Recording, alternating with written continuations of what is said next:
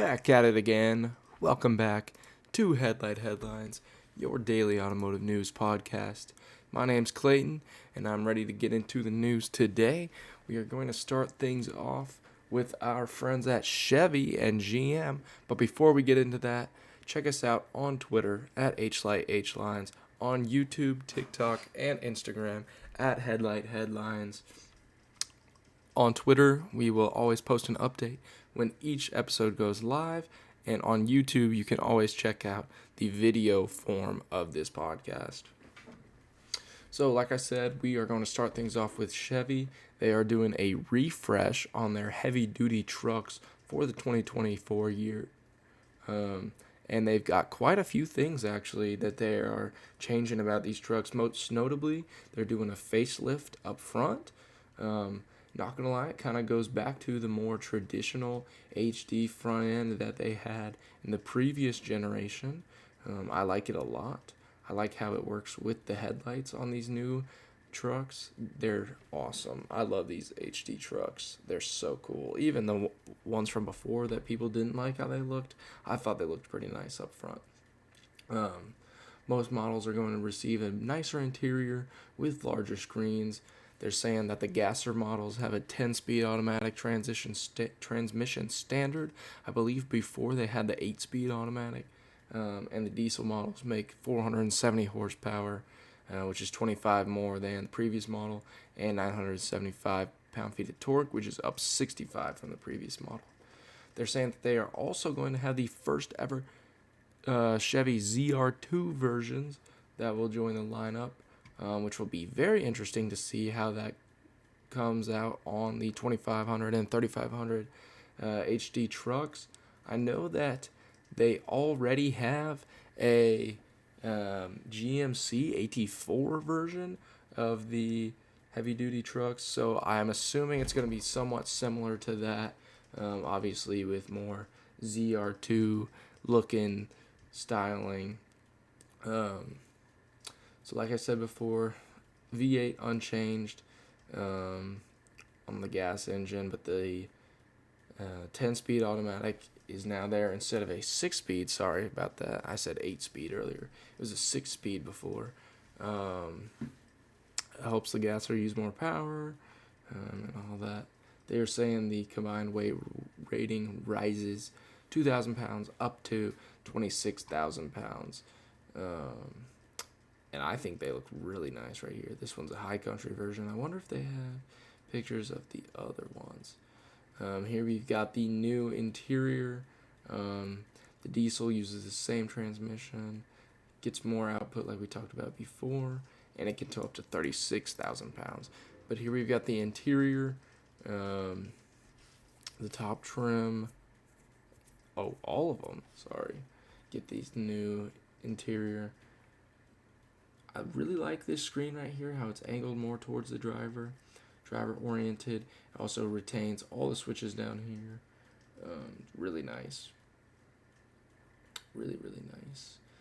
Midnight Edition for the first time available in the high country, which is kind of an interesting combination, but I think a lot of people will like that. The luxury without all the chrome. Different wheels you can choose from now, and different tires. Yeah. But besides that, I am really interested about the ZR2. I'm assuming it's going to look a lot like the ZR2 Silverado. Although the ZR2 Colorado and Silverado looked very different. So it could look a bit different. I'm not sure. But we should find out here soon, I'm going to guess. ZR2 version. They say they'll go into production first half of 2023, so we'll have to hear about that pretty soon. So yeah, a lot of updates from Chevy on their big boy trucks. Next up, we have the updated Mitsubishi Outlander for 2023, starting at $41,190, which they're saying is quite a bit more expensive than the previous price. It doesn't say what it used to be. But this Outlander comes with a 2.4 liter Atkinson inline 4 paired with a 350 volt 20 kilowatt hour battery, all electric range of 38 miles, and then they can get about 420 miles of range with the combined gas and electric engines. They have this super all-wheel control here, which is their all-wheel drive setup. And this system produces 248 horsepower, which is a pretty decent figure for something of its size. And 332 pound-feet of torque, which also is relatively good. They're saying that it can get 80% charge on that battery in 38 minutes, which is pretty quick, solid for what it is.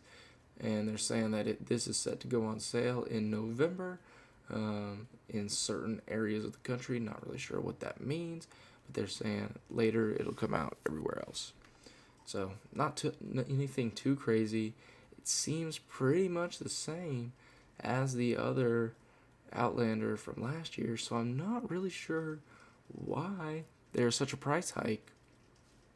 Very interesting from Mitsubishi. Obviously, everybody's charging a little bit more this year for their vehicles, so it could just be that. Next up, we have a really cool announcement. Nissan on Twitter is posting this teaser image for the Nismo Z. They're calling it the Nismo Z GT4 race car. And they are saying they are doing a reveal here today at 7 p.m. Eastern. Wow, okay, I was not ready for that. So today there will be a reveal. This is what they assume it will look like. In Photoshop, they play with the brightness, and this is it. This is what it's going to look like. The GT4 race car from Nissan. Pretty cool. Obviously, might not be a production car. But yeah. They're going to reveal this. Hopefully, they also reveal the Nismo version of the Z. Obviously, the Z just came out. It's so popular right now. They were having those transmission issues. But I think they're still going to do pretty well, especially if they release a Z Nismo version. So yeah, really interesting announcement. Tomorrow we will be covering this, obviously, once we get more information about this Nismo Nissan Z. Next, we have an interesting story I saw the other day. Wasn't sure if I was going to put it in, and we didn't really have a ton today, so I decided to throw it in. So this one kind of strays the line between what we talk about on our show, automotive, and then technology, which I'm pretty involved with through my endeavors. But here we have my iPhone 14 fell off my motorcycle and told my family I crashed. So the iPhone 14 just came out, I believe, 2 weeks ago. And when they announced it, they announced a ton of new features that were coming on it. Emergency SOS, you can contact satellites. And then another big thing was this feature here, the crash detection, where it can detect if you are in a crash, like a automotive crash, and it will contact help for you. And apparently this guy was riding his motorcycle in New York City, and he dropped his phone. You can see here, it totally destroyed the screen. Can't even see what it's saying. And it activated this crash detection feature, and it sent message to his family saying, hey, he was in a crash. He needs help. And it was crazy. Obviously, this is a good thing. It shows that this technology is working. But yeah, it definitely scared his family. I'm sure they were probably unsure if he was okay and couldn't contact him. So I'm sure they were quite scared. But it is good to hear that this technology works, and that if you are in a crash, it can detect that for you. I believe there was another person who tested this on YouTube who actually put their phone in a car and purposefully crashed it. It looks like it was on a farm or something, not like in the street, just to test if this works. So it's good to see that this technology is working, and that Apple's looking out for us. So if you have the iPhone 14, you've got this feature. So just in case you are in a crash, hopefully it is there to help you. And then our last story for the day, kind of an interesting look into the future, talking about how convertibles may be the biggest casualty in the switch to EVs. So obviously, in the past few years, I mean, not even few years, like decade or so, convertible sales have just plummeted. They sell less than 100,000 Roadsters annually, and there's a ton of them. There's the Camaro, there's the Mustang, the Miata. There's obviously like what Mercedes has in their lineup. Buick has that one drop top 2-door car, I think. So there's tons out there, and they're saying they sell less than 100,000 a year.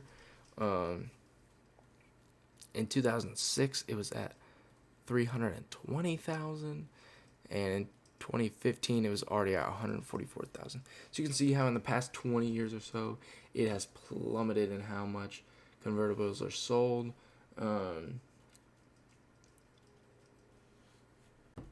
And like, there's obviously once EVs start coming out, there's just probably not going to be much demand at all for them. So they're just probably going to stop making them at all because they're not practical in the same way that electric vehicles are.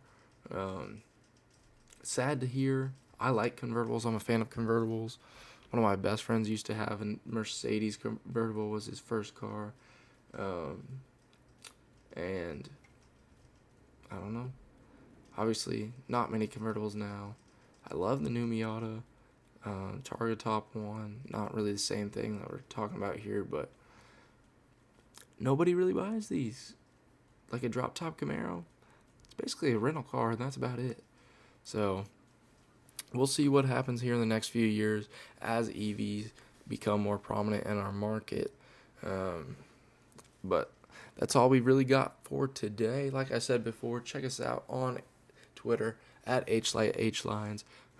There will be a tweet out after this video is dropped telling you that it is available. So if you are following us on Twitter, you can see that.